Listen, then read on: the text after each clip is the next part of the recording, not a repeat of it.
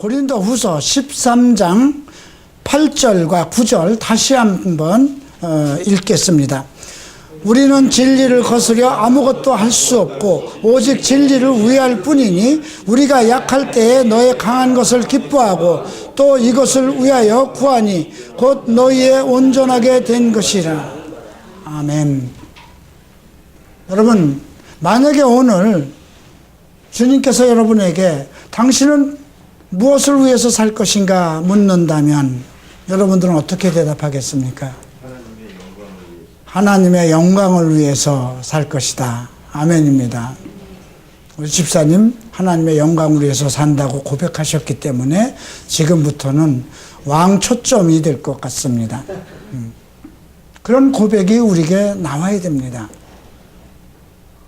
어제 저는 이 말씀을 준비하면서 네가 만약에 무엇을 위해서 살 것이냐, 너의 남은 인생을 무엇을 위해서 살 것이냐 이렇게 물으신다면 어떻게 대답해야 될까? 뭐 지금 하나님의 영광을 위해서, 주를 위하여, 당연한 얘기죠. 우리 크리스찬들의 상투적인 그런 대답일 수 있습니다. 저는 그렇게 생각했습니다. 진리를 위해서 살아야 되겠다. 진리를 위해서. 내 삶 전체가, 내 인생 전체가 진리를 위하고 또 그 진리로 말미암고 또 진리 때문에 살아가야 되는, 남은 인생이 오직 진리에 의해서 정의되는 그런 사역자가 되어야 되겠다. 그렇게 생각을 했습니다. 고린도 후서에서는 우리가 고린도 전서보다 상당히 큰 것을 배웠습니다. 상당히 무거운 것을 배웠습니다. 감당하기 어려운 부분들을 배웠습니다. 고린도 전서에서는 하나님의 은혜를 접하고 정말 큰 지혜와 말 주변까지 엄청난 은사와 능력을 받은 그러한 성도들의 어떤 모습들, 그래서 그들에게 나타난 9가지의 은사들, 정말 그들을 가리키기 위해서 지나간 많은 교사들, 그런 사람들로 인해서 고린도 교회가 상당히 들떠 있고 어떤 능력이 나타나고 있고 그걸로 인해서 교파가 서로 발생될 그런 지점까지 이르렀고 무엇인가 막 생동이 돌고 살아있는 것처럼 그런 것들이 보였습니다. 근데 한편으로 생각하면 뜸들지 않은 밥과 같았어요. 와글와글 끓어가지고, 여러분, 뜸들지 않은 밥을 먹으면 설컹설컹해서 못 먹습니다. 그런 상황과 같다는 생각이 들었습니다.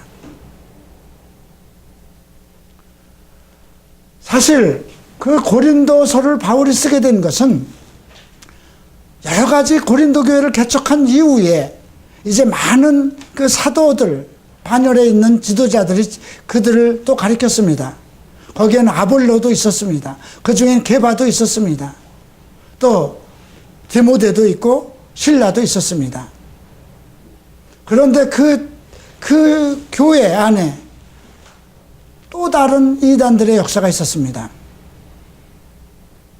하나님께서 부르심을 받지 않은, 사도로 부르심을 받지 않은, 사도 반열에 들어와 있지 않은 다른 교사들, 다른 지도자들이 나타난 것입니다. 왜 그들이 들어왔을까요? 예수 그리스도의 능력이 나타나고 예루살렘 교회에서 폭발적인 성령이 임하고 그리고 각 이방에서 교회가 막 탄생하기 시작하면서 그리고 예루살렘이 그 로마 정부로부터 핍박을 받으면서 바울과 동문수학을 하던 그 당시에 많은 제사장들이 넘어왔습니다.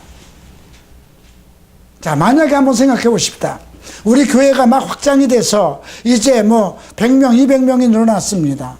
그리고 이제 부사역자들도 막 헌신하러 들어옵니다. 전도사들도 오고 또 목사들도 우리 교회로 옵니다.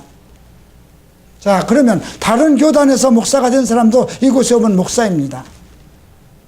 다른 교단에서 전도사로 활동하던 사람도 이곳에 오면 전도사의 호칭은 그대로 남아 있습니다.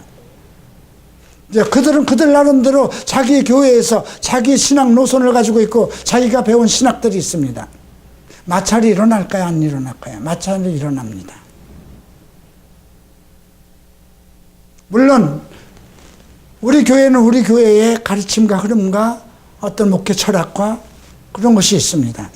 그런데 성도들은 무엇을 볼까요? 우선 각 사람들의 인품과 크기를 볼 수 있습니다. 어느 사람은 미국에서 어느 박사학위를 받은 사람이고, 어떤 분은 어느 교단에서 상당히 이름 있던 이런 목사일 수도 있고, 상당히 인물도 인품도 그의 학벌이 정말 기라성 같은 정말 박사학위까지 부족함이 없는, 그리고 3대째 믿음의 가정에서 자란 그런 인품을 가진 사람일 수도 있습니다. 그러면 그분들이 우리 교회에 왔다고 해서 우리와 같은 목회 철학을 가지고, 또 물론 목회 철학이 같게 생각했기 때문에 들어온 것입니다. 그러나 그들의 가르침이 하나님께서 갈보리 첩보를 세우신 때의 그 계획과 똑같다고 할 수 있을까요? 전 그렇지 않다고 생각을 합니다. 만약에 우리 교회에서 제자가 돼서 쭉 성장을 했다고 하십시다. 미국 성경대학에 가서 공부를 해왔고 내 밑에서 5년 10년 훈련을 받았다고 하십시다. 그런데 그들은 학위도 없고 학벌도 없잖아요. 그러나 우리 갈보리 채플을 성도들을 가르치기에, 우리 갈보리 채플이 지향하는 목회 철학과 성경을 가르치기에 누가 합당할까요? 그러나 성도들이 보기에는 같이 자기들 밑에서 자랄 때 그 아이는 홀리게였다고 생각해 보십시다. 청년 때였고 정말 아직 정리가 되지 않았던 그런 많은 것을 실제로 보고 온 자란 청년이 목회자가 됐다고 하십시다. 사역자가 되고 전도자가 되고 부목사가 됐다고 하십시다. 그거에 비해서 외부에서 들어온 목사는 상당히 인품을 가지고 있고 덕망이 있고 가정과 이런 걸 가지고 있다면 성도들의 눈은 어디에다 쏠리겠습니까?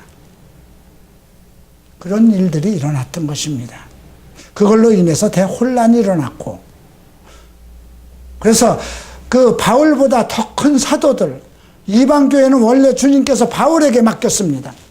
그런데 많은 사역자들이 왔다 갔다 하면서 자기 스승보다는 다른 남의 떡이 더 큰 그게 보이는 거 아닙니까? 아마 여러분들도 마찬가지일 수 있습니다.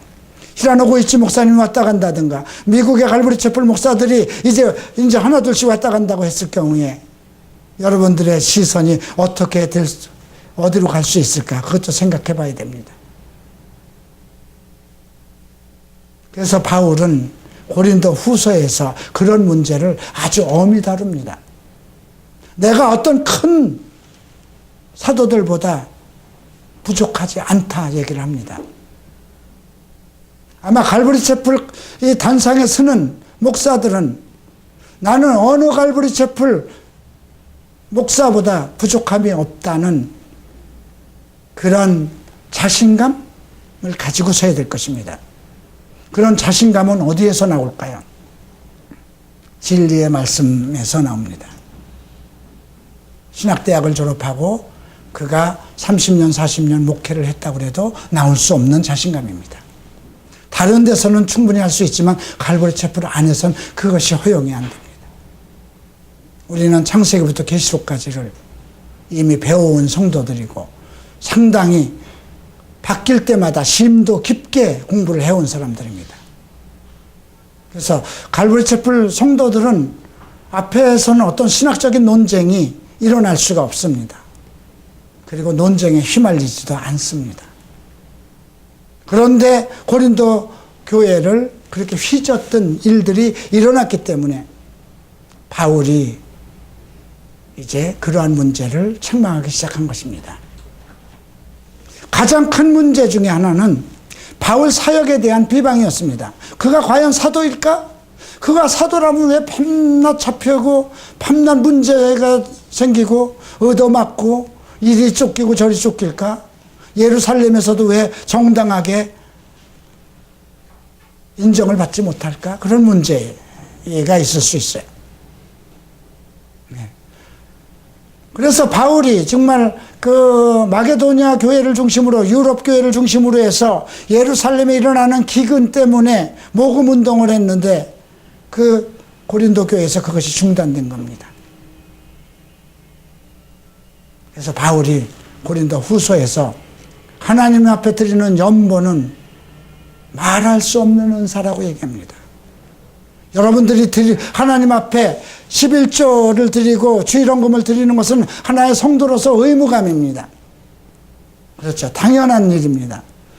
내게 하나님께서 주신 것에 10분의 1을 드린다는 것은 하나의 성도가 가지고 있는 예의이기도 하고 책임감이기도 하고 성경의 말씀이기도 합니다.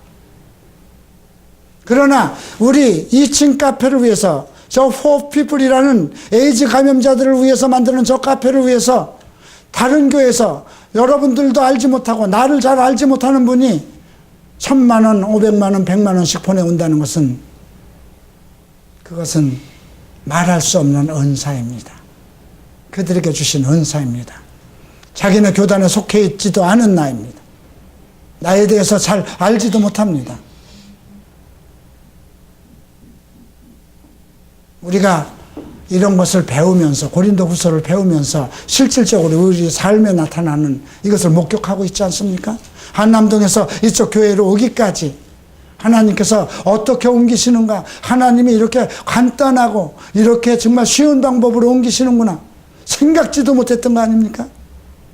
우리의 이 능력으로, 이 사람의 숫자로 어떻게 여기를 올 수 있고 이렇게 이나마 아름다운 성전을 어떻게 꾸밀 수 있겠습니까?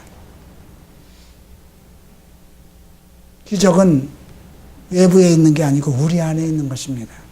나는 이것으로 20년 동안의 아픔과 고통과 외로움의 위로를 다 받았습니다.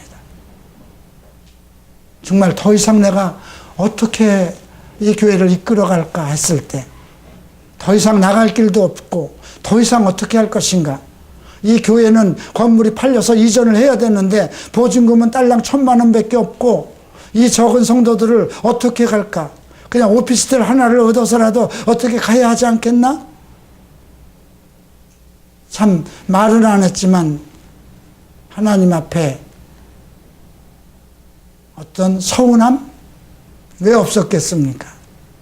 20년간을 한결같이 갈보리 체프를 떠나지 않고, 제가 만약에 갈보리 체프를 떠나서 순복음으로 돌아갔다든가, 또 합동정통에서 학부를 했으니까 그곳으로 돌아갔다든가 하면, 그래도 교회는 크지 않았어도 활동 범위는 엄청 넓어졌을 것입니다.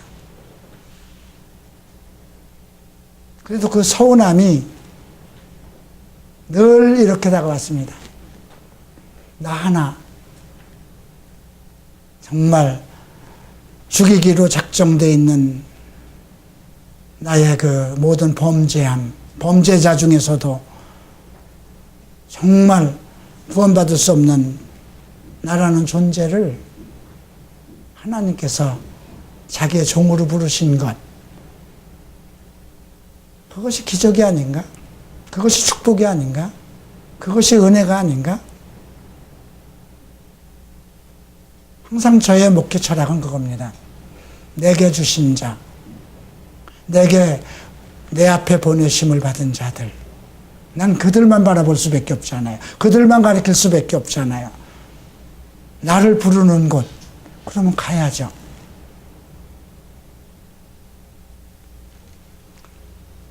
자, 그래서 오늘 우리가 이제 마지막 고린도후서 13장을 대하게 됐는데요. 바울은 1절에서 이렇게 얘기를 하고 있습니다. 내가 이제 세 번째 너희에게 갈 터이니 두세 증인의 입으로 말마다 확정하리라. 이건 뭐예요? 이제 3번 이상은 없다는 것입니다. 지금 첫 번째, 두 번째 갈 때까지는 그래도 많이 봐줬는데, 이제는 가서 너희들의 잘못한 것을 두세 사람의 증인을 들어서 그 꼼짝 못하게 확정해서 내쫓을 놈은 내쫓고 칭찬할 사람은 칭찬하고 하겠다는 것입니다. 2절에서 이렇게 얘기합니다. 내가 이미 말하였거니와 지금 떠나 있으나 두 번째 대면하였을 때와 같이 전에 죄 지은 자들과 그 남은 모든 사람들에게 미리 말하노니 내가 다시 가면 용서하지 아니하리라. 자, 이 말은 사랑일까요? 분노일까요? 사랑의 분노입니다. 사랑의 분노입니다. 내 자식이 그렇게 가르치고 가르쳤는데도 안 오면 어떡하겠습니까? 내가 만약에 갈보리 채플에 이 사역을 하면서 정말 변할 수 없는 애들을 정말 진심으로 사랑하고 가르치고 진리를 가르치고 설득하고 채찍하고 함께 기도하고 함께 노력하고 그렇게 해서 했는데도 계속 죄를 짓고 있다면 어떡하겠습니까? 이제 더 이상 묵과할 수 없다는 것입니다. 그래서 세 번째 갈 때는 그 증인들을 들어서 그의 잘못한 것을 낱낱이 고하고 그의 잘못에 대해서 판단하겠다는 것입니다. 이미 고린도전서 5장에서는 아비의 첩을과 통관한 그 아들을 내가 멀리 있지만 너희의 영과 함께하여서 그를 이미 사탄에게 던져버려서 육신은 멸하고 그의 영은 그리스도의 날에 살리라 하였다. 그런 사도에게 주신 큰 권위를 발휘했습니다.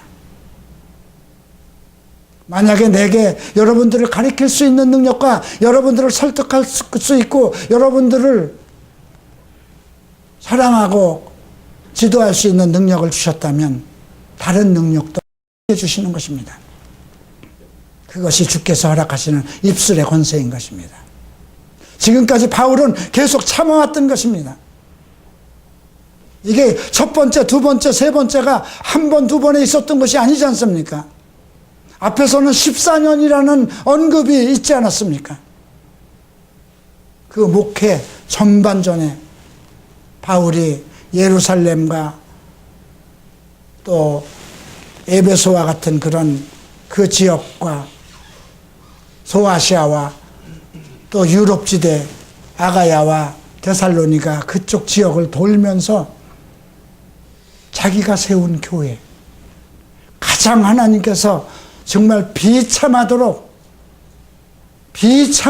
그 아가야 일대가 사단의 지배를 받고 있었습니다. 여신상이 있었습니다. 여신상들을 섬기는 그 여사제들이 저녁이면 창녀로 나와서 길거리에서 사람들을 유혹하고 거기서 벌어들이는 걸로 성전을 운영했습니다. 그리고 매일 드리는 그 제물들을 싸게 시장에서 팔았습니다. 그래서 고린도 사람들은 아주 값싸게 고기를 먹고 있었습니다. 그런 논쟁이 계속 일어났던 것입니다. 그래서 하나님께서는 그들 중에서 특별한 사람들을 선택하셔서 정말 성령을 부어주어서 엄청난 능력이 나타나게 했던 것입니다. 저는 이것을 볼 때 갈보리 채플과 같은 그런 것을 봅니다.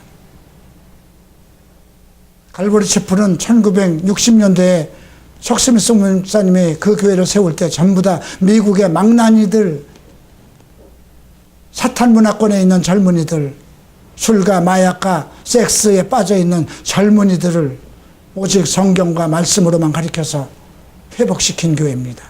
지금은 미국에서 가장 영향력을 끼치는 가장 큰 교회 중에 하나입니다. 단일 교회로 한두 교회가 몇십만 되는 교회도 있지만 하나의 교단을 이루는 형태로 천여 개의 교회가 성공한 예는 갈보리 채플밖에 없습니다.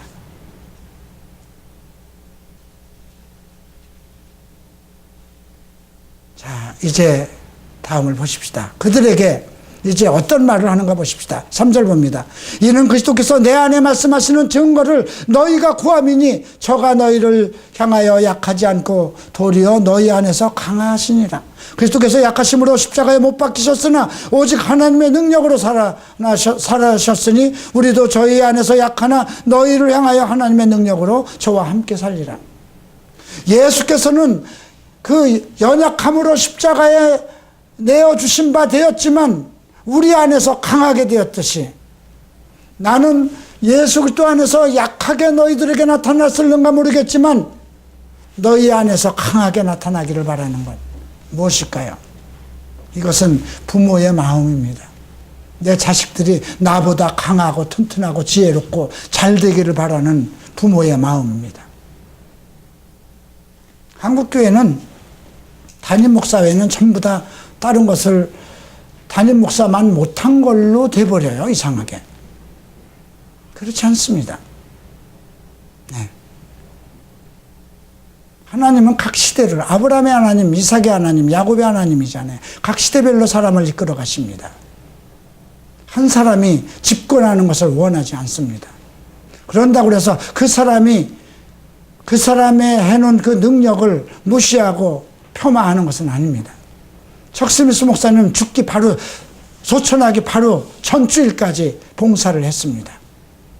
기라성 같은 수천 명의 제자가 있고 정말 60이 다 된 사위가 사회를 보고, 그래도 청 목사는 소천하기 전까지 강단을 지켰습니다. 한국교회는 그게 안 됩니다. 정년이 되면 무조건 나가야 됩니다.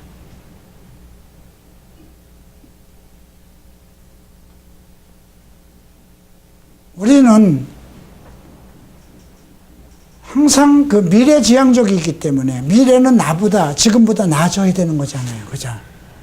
그러니까 사실 나보다 다음 때는 더 능력이 나타나는 사람이 들어와야 되는 것입니다. 그리고 나는 그것을 바랍니다. 나는 그리스도 안에서 약하고 부족하고 연약하지만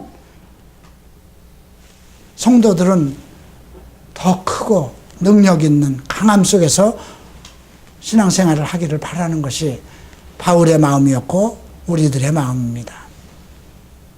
자, 그래서 바울은 이렇게 그들에게 얘기를 합니다.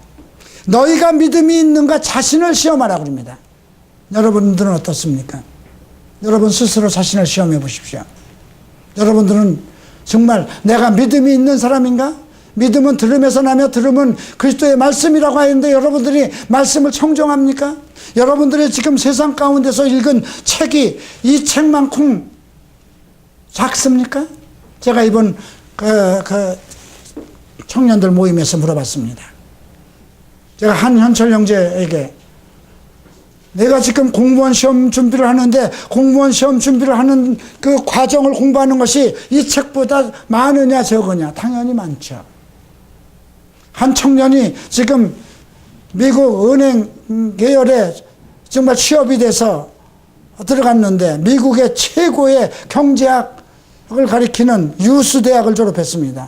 그래서 그 청년에게 물어봤습니다. 네가 학교에서 배운 책이 이 책, 이 성경보다 적으냐 많으냐? 많습니다. 우리가 초등학교 때부터 지금까지 학부과정에서 공부한 것은 이 책보다 더 많습니다. 중학교 3학년, 고등학교 3학년, 대학교 4학년, 대학교 때는 이 책 정도만 읽어가지고는 어림도 없는 것입니다. 엄청난 분량의 책을 읽습니다. 제가 요즘에 그래도 칼럼을 쓰고 글을 쓸 수 있는 것은 제가 고등학교 때 학교를 다니면서 많은 문학 전집을, 고전을 읽었기 때문입니다. 그런데 이 딸랑 신구약 66권 아무리 두꺼봐야 요거 한 권밖에 안 되는 것을 읽기를 왜 거부하십니까?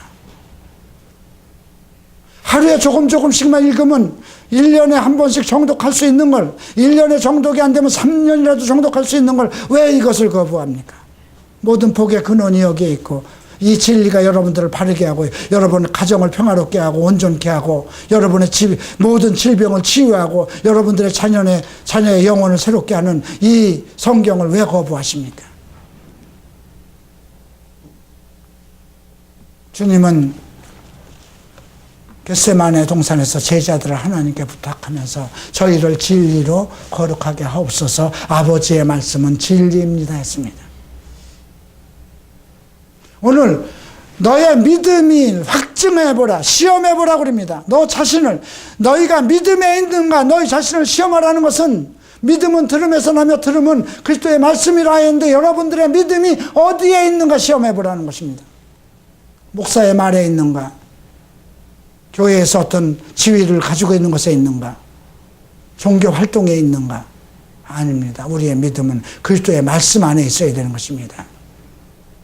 또 너희 자신을 확증하라. 우리가 온전한 진리의 말씀 안에, 그 믿음 안에 서 있어야 내 자신을 주 앞에 확증할 수 있는 것입니다. 은혜가 나오고 감사가 나오고 그의 평안과 기쁨을 누릴 수 있고 항시 아무 때 불러도 하나님께 영광을 돌리고 돌아갈 수 있는 그런 사람이 되는 것입니다. 예수 그리스도께서 너희 안에 계신 줄을 너희가 스스로 알지 못하느냐? 그렇지 아니하면 너희가 버리운 자라. 예수 그리스도가 우리 안에 있다는 것입니다. 내가 너 안에, 너희가 내 안에 있으면 무엇이든지 기도하라 했습니다. 너희가 내 안에 있고 내 말이 너희 안에 있다면 무엇이든지 구하라. 그러면 이루리라. 여러분들이 이루지 못하는 것은 구하지 않기 때문이요, 정욕적으로 쓰려고 하기 때문에 구하지 못한다는 말씀도 있습니다. 가장 중요한 것은 우리가 주 안에 있고 주의 말씀이 내 안에 있을 때에 모든 것을 할 수 있다는 것입니다. 그런 믿음이 여러분에게 있는가 시험하시고 확증하시기를 바랍니다. 그렇지 아니하면 너희가 버리운 자라는 거죠. 버리운 자, 얼마나 슬픕니까? 하나님의 은혜 가운데서 버리운 자, 얼마나 슬픕니까? 버리운 자가 되지 아니하는 것을, 우리가 버리운 자가 되지 아니하는 것을 너희가 알기를 바란다. 나는 우리 갈보리 채플 성도들이 버리운 자가 되지 않기를 알고 이제부터라도 하나님의 말씀에 귀를 기울이고 돈독한 믿음으로 자신을 시험하고 확증하는 성도가 되시기를 축원합니다. 자, 이제 7절과 8절 보죠. 우리가 하나님께로서 너희로 악을 조금도 행하지 않게 하시기를 구하노니, 하나님께서 너희로 악을 조금도 행하지 않게 하시기를 구하노니 이는 우리가 옳은 자임을 나타내고자 함이 아니라 오직 우리는 버리운 자 같을지라도 너희로 선을 행하게 하고자 한다. 이 말은요, 참 의미가 있어요. 너희들은 절대로 악을 행해서는 안 됩니다. 그 하는 것은 내가 하나님 앞에 내가 잘나고 너희들을 내가 스승으로 잘 가르쳐서 그렇게 된 것을 나타내려고 하는 것이 아니라 오직 너희로 하나님 앞에 선을 행하고자 하기 위해서. 네. 그 말씀과 함께 진리에 대한 말씀이 나옵니다. 우리는 진리를 거스려 아무것도 할 수 없고 오직 진리를 위할 뿐이니. 여러분, 무엇을 위해서 살아야 되겠습니까? 진리를 위해서, 진리로 인해서, 진리와 함께, 진리와 같이 이렇게 살아야 되지 않겠습니까? 우리가 약할 때에 너의 강한 것을 기뻐하고 또 이것을 위하여 구하노니 곧 너희의 온전하게 되는 것이라. 그래서 바울은 열심히 진리만 가르치는 것입니다. 그리고 진리를 실천하라고 하는 것입니다. 그들이 진리의 말씀을 듣고 온전한 믿음을 가지면 그 진리를 실천할 때 그리스도의 강한 능력이 그들 교회 성도들 가운데서 나타나기 때문입니다. 그래서 바울은 자꾸 약해지는 것입니다. 뭔가 책망을 하고 싶어도 참는 것입니다. 참고 참아왔던 것입니다. 조금만 더 기다리자, 조금만 더 기다리자. 그러나 이제는 더 이상 참지 않겠다는 것입니다. 아마 저도 죽음이 가까우면 그런 말을 할 때가 있지 않겠습니까? 만약에 내 제자라고 하는 놈이 정말 이제 내가 숨이 다 넘어갈 때가 돼서 내가 이 교회가 아닌 다른 지역에서 사역을 하고 있는데 이상한 소리나 들리고 하면 어떡하겠습니까? 그렇다고 버려서 죽 서서 개줄 수는 없는 거 아닙니까? 늦게라도 가서 정말 말마다 정참하고 말마다 확증을 해서 더 이상 꼼짝달싹 못하게 하고 오직 하나님 앞에 굴복하고 회개시켜서라도 온전케 되기를 이끌고 가야 되지 않겠습니까? 바울의 이 심정을 여러분들이 이해하셔야 됩니다. 10절을 봅니다. 이를 인하여 내가 떠나 있을 때 이렇게 쓰는 것은 대면할 때에 주께서 너희를 파하려 하지 않고 세우려 하여 내게 주신 그 권세를 따라 엄하지 않게 하려 함이라.